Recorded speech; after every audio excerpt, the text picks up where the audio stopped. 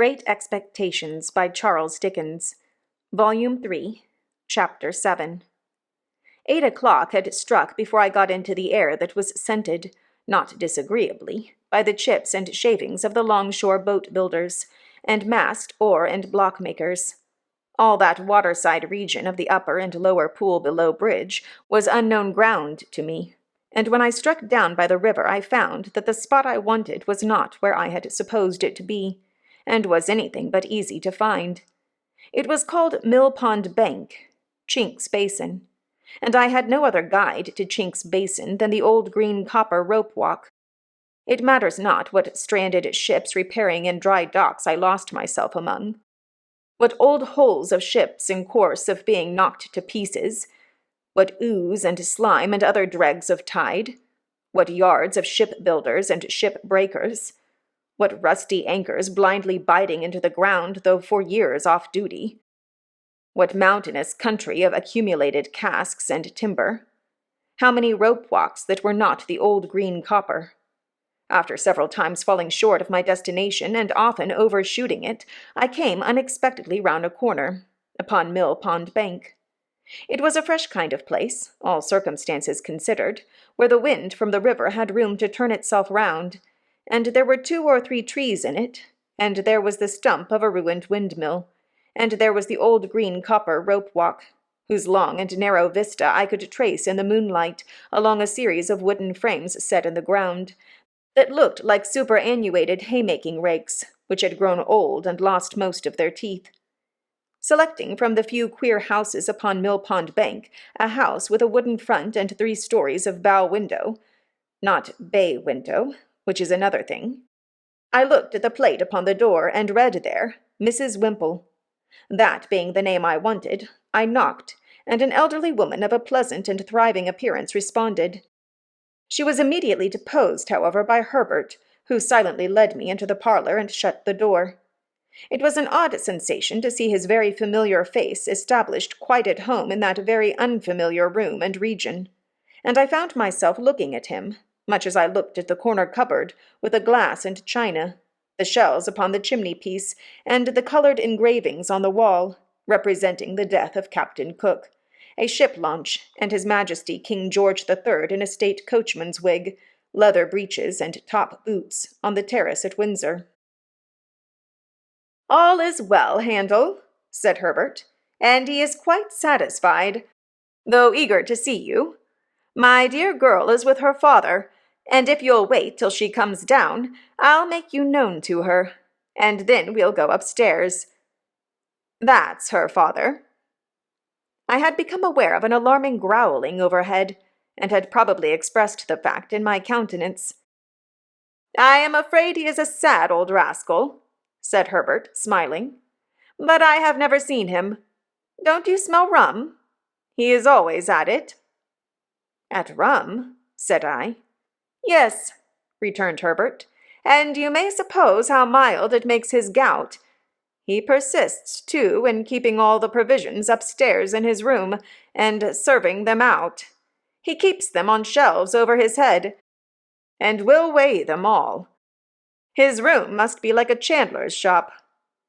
While he thus spoke, the growling noise became a prolonged roar, and then died away. "What else can be the consequence?" said Herbert in explanation, "if he will cut the cheese. A man with the gout in his right hand, and everywhere else, can't expect to get through a double Gloucester without hurting himself." He seemed to have hurt himself very much, for he gave another furious roar. "To have Provis for an upper lodger is quite a godsend to Mrs. Whimple," said Herbert, "for of course people in general won't stand that noise. A curious place, Handel, isn't it?" It was a curious place indeed, but remarkably well kept and clean. "Mrs. Whimple," said Herbert, when I told him so, "is the best of housewives, and I really do not know what my Clara would do without her motherly help. For Clara has no mother of her own, Handel, and no relation in the world but old Gruffengrim." "Surely that's not his name, Herbert." "No, no," said Herbert. "That's my name for him. His name is Mr. Barley. But what a blessing it is for the son of my father and mother to love a girl who has no relations, and who can never bother herself or anybody else about her family." Herbert had told me on former occasions, and now reminded me, that he first knew Miss Clara Barley when she was completing her education at an establishment at Hammersmith, and that on her being recalled home to nurse her father, he and she had confided their affection to the motherly Mrs. Wemmick, by whom it had been fostered and regulated with equal kindness and discretion ever since. It was understood that nothing of a tender nature could possibly be confided to old Barley, by reason of his being totally unequal to the consideration of any subject more psychological than gout, rum, and purser's stores.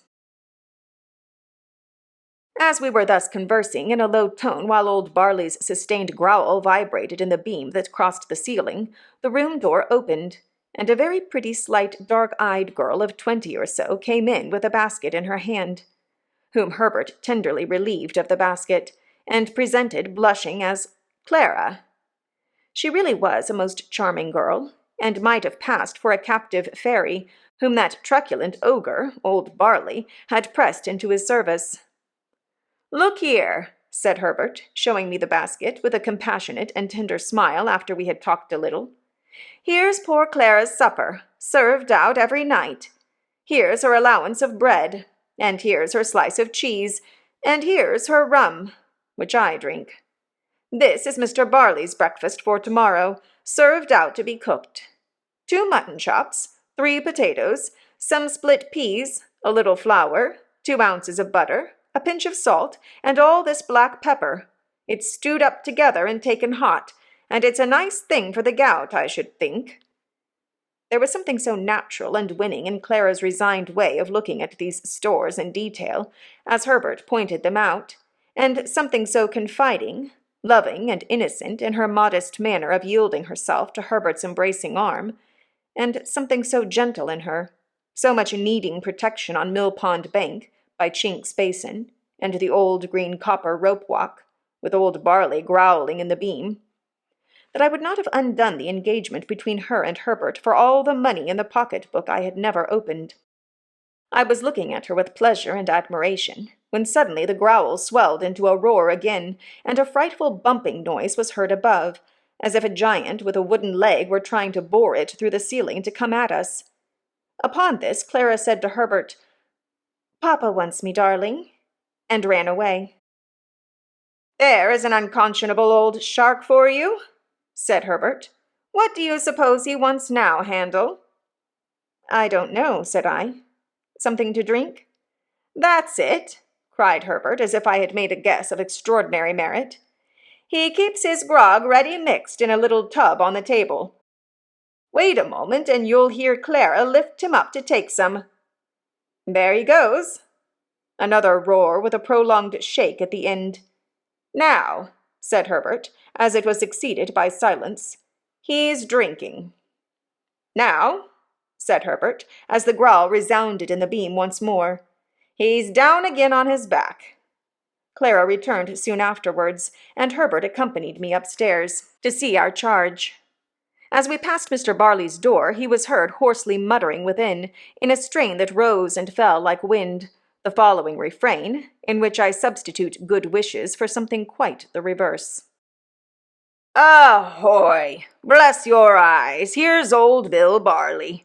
Here's old Bill Barley. Bless your eyes. Here's old Bill Barley on the flat of his back, by the Lord, lying on the flat of his back, like a drifting old dead flounder.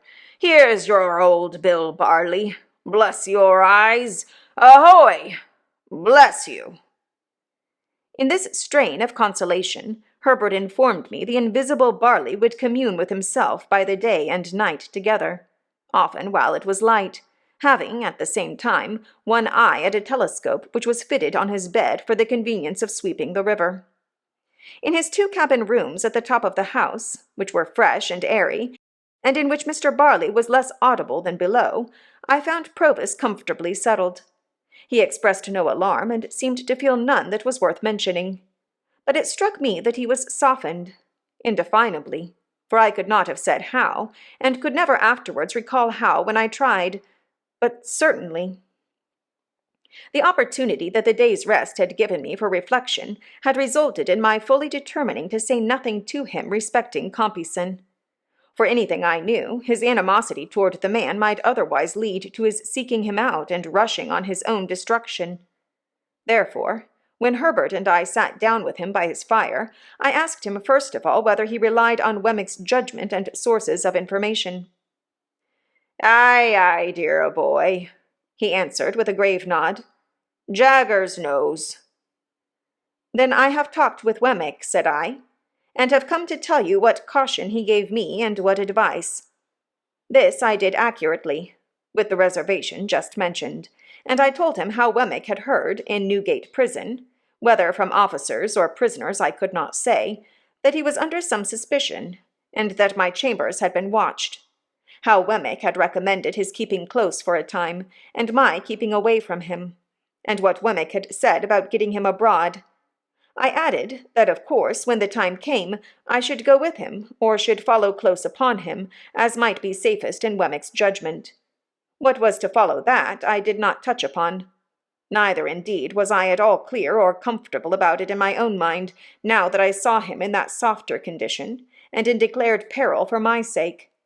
As to altering my way of living, by enlarging my expenses, I put it to him whether in our present unsettled and difficult circumstances it would not be simply ridiculous, if it were no worse. He could not deny this, and indeed was very reasonable throughout. His coming back was a venture, he said, and he had always known it to be a venture. He would do nothing to make it a desperate venture, and he had very little fear of his safety with such good help. Herbert, who had been looking at the fire and pondering, here said that something had come into his thoughts arising out of Wemmick's suggestion, which it might be worth while to pursue. "We are both good watermen, Handel, and could take him down the river ourselves when the right time comes. No boat would then be hired for the purpose, and no boatman. That would save at least a chance of suspicion, and any chance is worth saving. Never mind the season. Don't you think it might be a good thing if you began at once to keep a boat at the Temple Stairs, and were in the habit of rowing up and down the river? You fall into the habit, and then who notices or minds? Do it 20 or 50 times, and there is nothing special in your doing it the 21st or 51st. I liked this scheme, and Provis was quite elated by it. We agreed that it should be carried into execution, and that Provis should never recognize us if we came below bridge and rode past Mill Pond Bank. But we further agreed that he should pull down the blind in that part of his window, which gave upon the east, whenever he saw us, and all was right. Our conference being now ended, and everything agreed, I rose to go, remarking to Herbert that he and I had better not go home together, and that I would take half an hour's start of him. "I don't like to leave you here," I said to Provis, "though I cannot doubt your being safer here than near me. Good-bye." "Dear boy," he answered, clasping my hands, "I don't know when we may meet again, and I don't like good-bye. Say good-night." "Good night. Herbert will go regularly between us, and when the time comes you may be certain I shall be ready. Good night. Good night." We thought it best that he should stay in his own rooms, and we left him on the landing outside his door, holding a light over the stair-rail to light us downstairs. Looking back at him, I thought of the first night of his return, when our positions were reversed, and when I little supposed my heart could ever be as heavy and anxious at parting from him as it was now. Old Barley was growling and swearing when we repassed his door, with no appearance of having ceased, or of meaning to cease. When we got to the foot of the stairs, I asked Herbert whether he had preserved the name of Provis. He replied certainly not, and that the lodger was Mr. Campbell. He also explained that the utmost known of Mr. Campbell there was that he, Herbert, had Mr. Campbell consigned to him, and felt a strong personal interest in his being well cared for, and living a secluded life. So, when we went into the parlor where Mrs. Whimple and Clara were seated at work, I said nothing of my own interest in Mr. Campbell, but kept it to myself. When I had taken leave of the pretty, gentle, dark-eyed girl, and of the motherly woman who had not outlived her honest sympathy with a little affair of true love, I felt as if the old green copper rope walk had grown quite a different place. Old Barley might be as old as the hills, and might swear like a whole field of troopers, but there were redeeming youth and trust and hope enough in Chinks Basin to fill it to overflowing. And then I thought of Estella, and of our parting, and went home very sadly. All things were as quiet in the temple as ever I had seen them. The windows of the rooms on that side, lately occupied by Provis, were dark and still, and there was no lounger in garden court. I walked past the fountain twice or thrice before I descended the steps that were between me and my rooms, but I was quite alone. Herbert, coming by my bedside when he came in, for I went straight to bed, dispirited and fatigued, made the same report.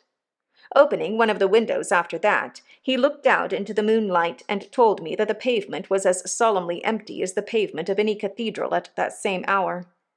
Next day I set myself to get the boat. It was soon done, and the boat was brought round to the temple stairs, and lay where I could reach her within a minute or two. Then I began to go out as for training and practice, sometimes alone, sometimes with Herbert. I was often out in cold, rain, and sleet, but nobody took much note of me after I had been out a few times. At first, I kept above Blackfriars Bridge, but as the hours of the tide changed, I took towards London Bridge. It was old London Bridge in those days, and at certain states of the tide there was a race and a fall of water there which gave it a bad reputation. But I knew well enough how to shoot the bridge after seeing it done, and so began to row about among the shipping in the pool, and down to Erith. The first time I passed Mill Pond Bank, Herbert and I were pulling a pair of oars, and both in going and returning we saw the blind towards the east come down. Herbert was rarely there less frequently than 3 times a week, and he never brought me a single word of intelligence that was at all alarming. Still I knew that there was cause for alarm, and I could not get rid of the notion of being watched. Once received, it is a haunting idea. How many undesigning persons I suspected of watching me, it would be hard to calculate. In short, I was always full of fears for the rash man who was in hiding. Herbert had sometimes said to me that he found it pleasant to stand at one of our windows after dark, when the tide was running down, and to think that it was flowing, with everything it bore, towards Clara. But I thought with dread that it was flowing towards Magwitch, and that any black mark on its surface might be his pursuers, going swiftly, silently, and surely to take him.